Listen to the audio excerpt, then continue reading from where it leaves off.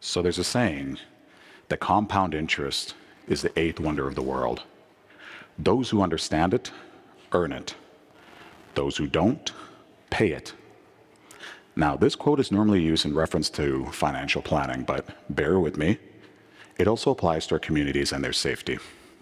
See, if you invest tiny or large sums in a consistent manner, in 25 to 30 years, you'll have enough for a prosperous future. Now, the trick with that formula is the best time to have started was years ago, but the second best date to begin is today.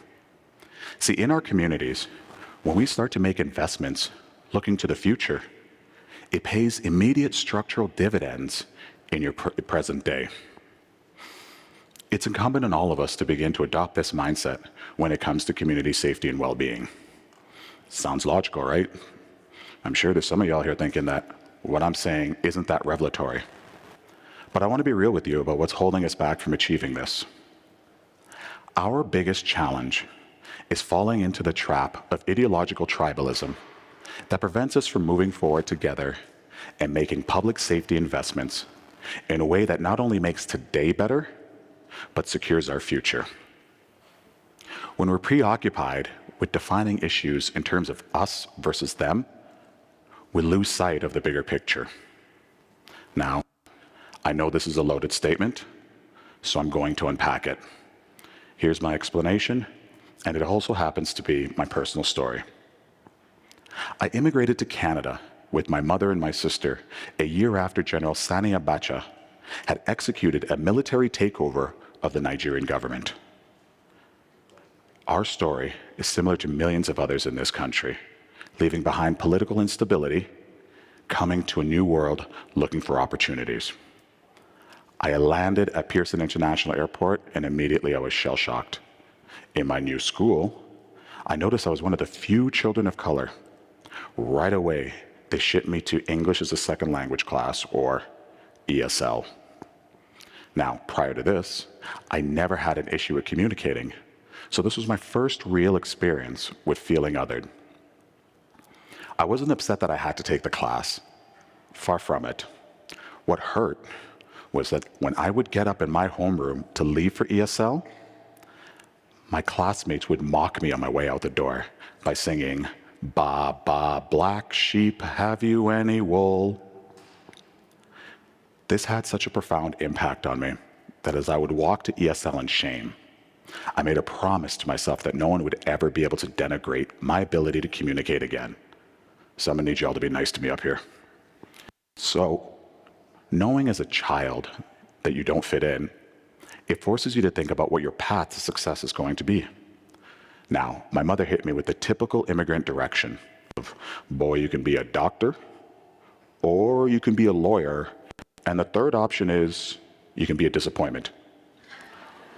Now, I want to let y'all know that we recently just allowed engineers into the list of acceptable Nigerian professions, but solely because my younger sister is a very successful engineer. But when you're an immigrant, especially the firstborn, you're under an immense amount of pressure to not only be able to take care of yourself, provide for your family, and make them proud, as well as have enough to be able to send home to your relatives. I'm fortunate that my current position as Chief Operations Officer of a major city police service gives my mom something she can come home and brag to the aunties about. So I arrived at the Edmonton Police Service in 2019 with a mandate of strengthening the relationship between the service and the community. Not long after, our chief, on behalf of the entire service, made a historic apology to the 2S LGBTQIA community, and we developed our new strategic plan with a strong foundation in community.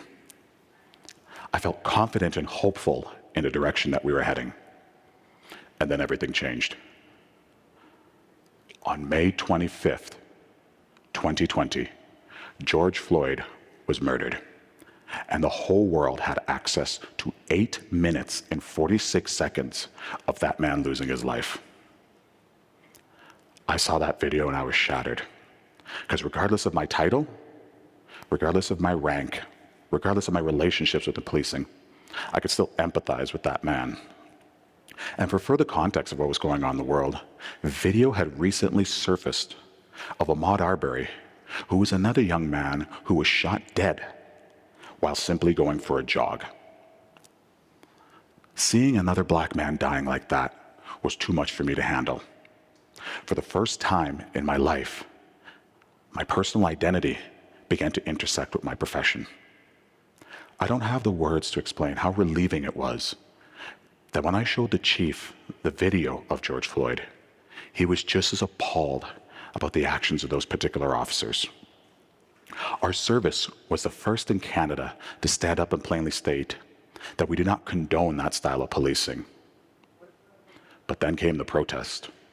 And what at first I thought was going to be a repudiation of the actions of particular officers in the United States quickly spawned into a global referendum on the value and the morality of policing. That summer was marked with an incredible amount of hurt. We had members of our community who would very vulnerably share their experiences of negative interactions with the police. And as a service, we made space to listen. But at the same time, I had colleagues who would confide in me about the very real impacts that they were experiencing. Months earlier, they were being lauded as heroes for being first responders during a global pandemic. And now, their children were being bullied at school, being labeled as racist because of their parents' profession. So you had many officers, good community-minded people, who were thinking of leaving policing altogether. And I must confess, I felt it too. The tone and the nature of the discourse at that time called into question my very identity, questioning how I could exist both as a black man and as a leader in policing. So I've thought a lot about that experience since then, on a personal and a professional level. And for me, two major themes emerged. The first one being a collective lack of empathy, which at its basest levels devolves into ideological tribalism. The second was a collective inability to agree on the kinds of investments that were needed to foster community safety in the future. Nothing can be done for the common good when we're so preoccupied with dominance of one group over the other. Fortunately, we weren't all stuck in an us versus them mentality.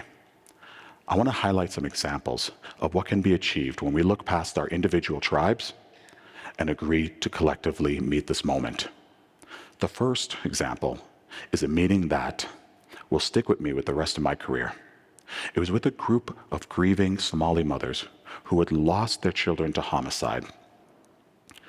I sat there alongside the chief and my leadership colleagues as more or less an agent of the state, but I could see my own mother in those women, and I wondered if she, after leaving a country under military dictatorship, could ever have imagined being in a room with government officials to advocate for her community safety needs. I'm sure it would have been as surreal to her as it was to me. But this meeting was special for multiple reasons. The first, the mothers were able to communicate in their preferred language. A translator was provided, which allowed them to communicate with us fluently and confidently. Now, remember, your boy is a graduate of ESL, so my lived experience gave me the ability to empathize and ensure that there's space created for newcomers to our country to communicate confidently. So after a few emotional hours of working with these mothers, we realized what it is that they wanted. They wanted more communication from the Edmonton Police Service. They requested that we create a new position that would work with their community and others in the event of future homicides. This position would work with them in a trauma-informed way to help them navigate through resources and understand our collective processes while the homicide investigators do their important work. So, in turn, we created 2 new positions. And why was this important? Well, because these mothers said yes. At a time that it was easy to yell defund, At a time that it was easy to abolish the police, they said, yes, we want to meet, we want to talk, and we want to work together. Secondly, our service had to say yes to letting them lead in that particular time. They identified a service gap, and collectively we worked together to address it. That is the foundation of building mutual trust. And lastly, and most importantly to me, they felt they mattered. They felt that their voices were heard. The next example I'd like to leave you with highlights some incredible work that's been happening in Edmonton over the last few years. Since its inception in 2019, the EPS Community Safety and Wellbeing Bureau was the first in Canada structured to work with community partners to divert appropriate people away from the criminal justice system. Now, I gotta tell y'all, trying to fulfill that mandate during the various social justice discussions of 2020 was quite difficult, and simply because some of the agencies that we wanted to be working with were having very public discussions on whether they should even be engaging with police at all. But we saw the great work that these organizations were doing, and we knew we needed them at the table. We needed them to say yes. So at a time that was filled with a lot of talk, some of it constructive, a lot of it divisive, I couldn't be more proud to say that there were agencies within our city that were willing to step up and meet the moment. 2020 kicked off a generational discussion on how we as a society treat our racialized and marginalized members of our communities. But at that time, it was difficult to decipher if this was going to be a movement or merely a moment. Building a safe and equitable society requires you to see beyond your particular tribe, and it's through that lens that we stood up some immensely successful partnerships. We partnered with police officers and social navigators, which resulted in a nearly 40% reduction in monthly occurrences from our top 1% through our help team, which is a multi-agency collaboration structured to divert people away from the criminal justice system towards social supports. We partnered youth-focused police officers and social organizations to work with our city's top 50 high-risk youth, trying to move them away from a life of crime. Last year, we saw a 45% reduction in violence from those youth. And that's just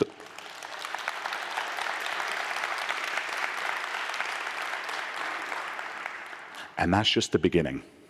We have police agencies from across the country coming to Edmonton to see what's going on between our service and our partners. This can be the foundation of community safety and well-being, and it all starts with a simple yes.